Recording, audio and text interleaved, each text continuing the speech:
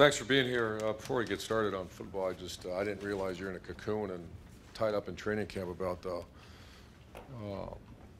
issues going on in Houston and their surrounding areas. So I called Sheffield's family today, and they're locked up. They're safe. You know, I tried to reach out to Vrabel, and they didn't hit me back yet. But they say Luke Fickell told me he's in Dallas area. So our thoughts and prayers are to them. And you know, it's one thing when it's on TV. It's another thing when you talk to a family that's locked up in their homes right now.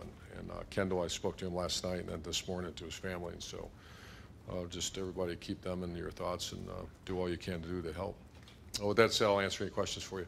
We'll open up on the far right here, Clay.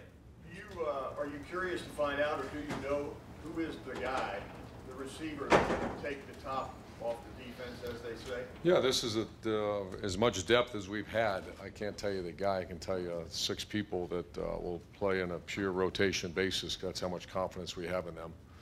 And we have 6. At the X, it's going to be Ben Victor and Austin Mack. At the H, it's Paris and KJ Hill, and it's Aziz Terry and Johnny Dixon. So there's 6 in the rotation.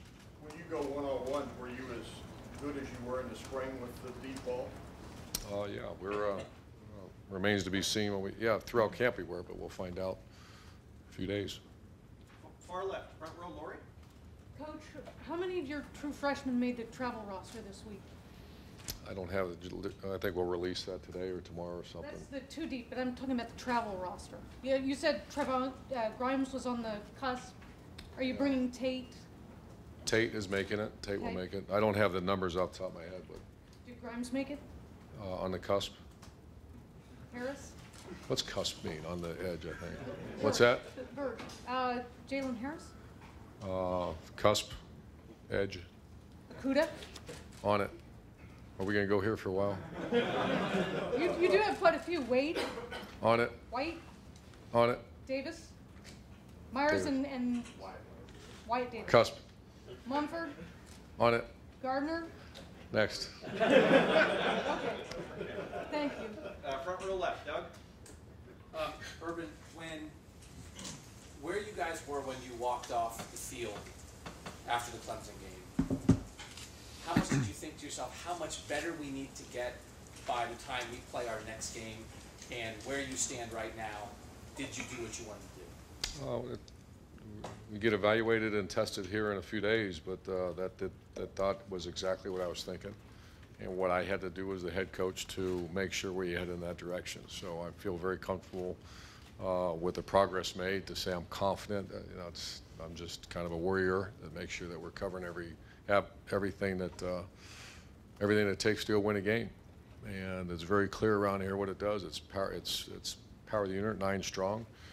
It's follow our plan to win, and it's from that point forward. Last week with the challenge went out to work the game constantly, which I think we do as well as anybody. So those are how you go win a game, and that's our focus right now.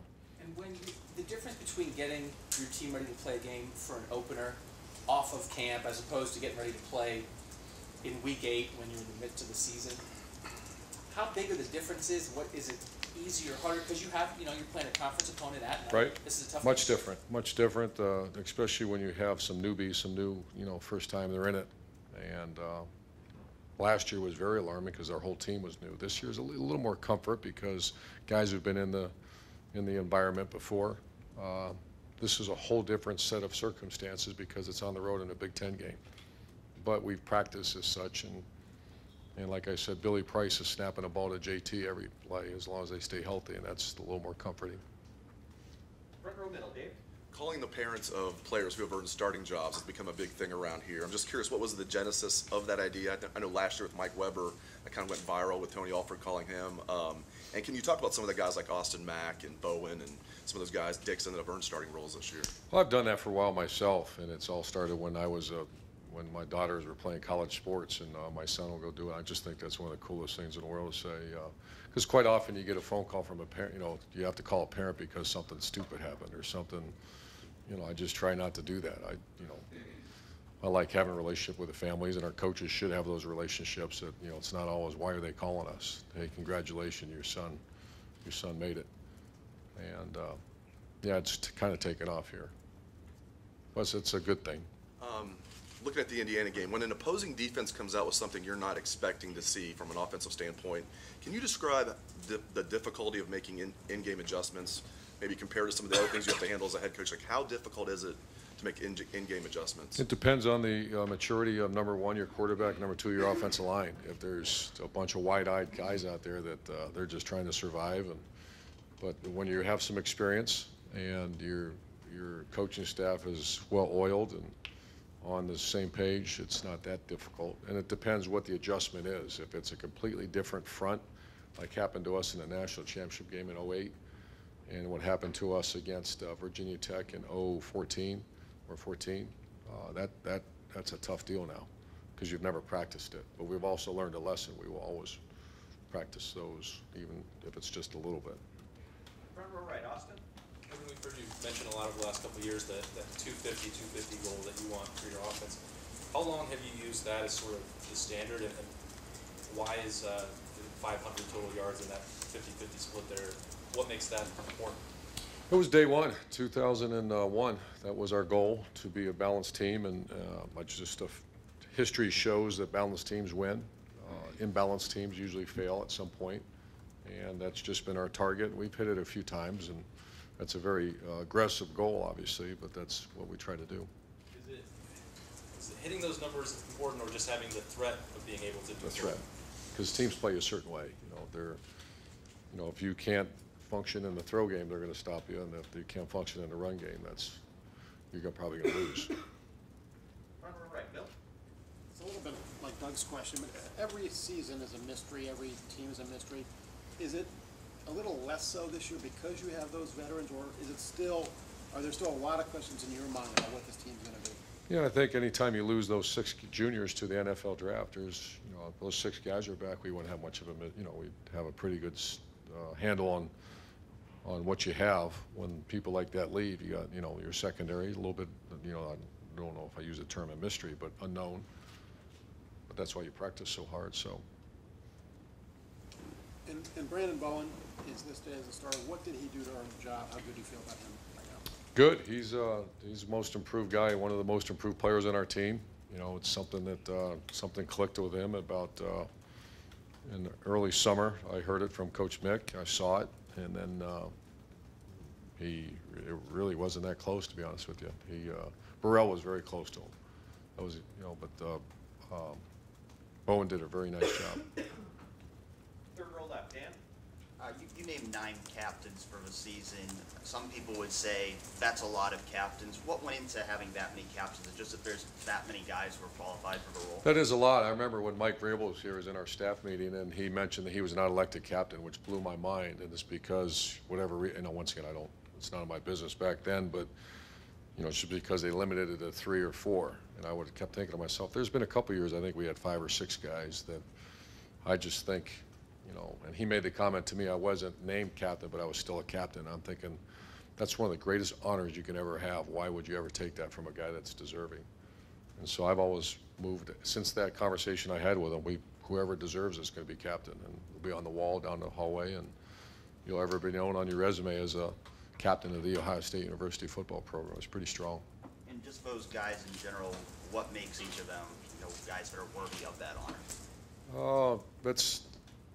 That's who I would have picked, and I'm glad the voting of our team correlated with what I would have picked. And so you'd have to ask our players, but if you ask me, it's the maturity, it's the leadership, it's the toughness, that all the things we expect. And it started in January that those guys, all 9 of those guys have been solid all the way through. Second row left, Ari. Ruben, I know that you guys are recruiting the best high school athletes in the country across the board. And in high school, those best athletes typically play both ways, regardless of, what position they play, because they're the best athletes on the field. I'm wondering, how much do you guys pay attention to how your kids that are committed are used? And to make up like a fake example, what if like your quarterback was used as a linebacker in a goal line situation and is busting through an offensive line and making a tackle with his shoulder? Are there things that, bother you? Do you ever talk to a high school coach about it once they're committed? And Yeah, I think I know where you're going. I personally do not. We follow them very closely, though, because there's an expectation level of you know, sometimes people think they're committed and they don't, you know, they just shut her down for their team. You know, we'll eventually try to walk away from that player too. That's, you know, that's why our relationship with high school coaches is so strong. So it's been not a you know, I've never been in that situation where you say, why are you doing that with it? I don't think I'd ever do that. However, I have called coaches before and said, that, you know, is this guy doing everything that we all agreed that he should do? Is he going to class? Is he being a great teammate? Is he, because I think that's, you know, I think that's, I never want to see it turn into, oh, I got my scholarship, I'm going to shut her down. You know, those aren't the players we're looking for. Quarterback is obviously a different value. You have to value it because you're only getting one class. If the quarterback is playing defense and hitting people with his throwing shoulder, is that ever a concern for you? No, I actually love that. That means he's a tough cat. I think I know where you're headed because I saw it. One other thing too, is there an update on, yeah, it was a good hit. Do you guys have finalized or have an idea of what's up with Mike Hill? Is it an NCAA suspension? Is it one that you guys We know enforce? what's up, and I'll at some point let you know. Fourth row right, Nick. You're in a situation this year now where between now and the new signing period, you're actively preparing for a game from now until then. How much different does your time management have to be to that?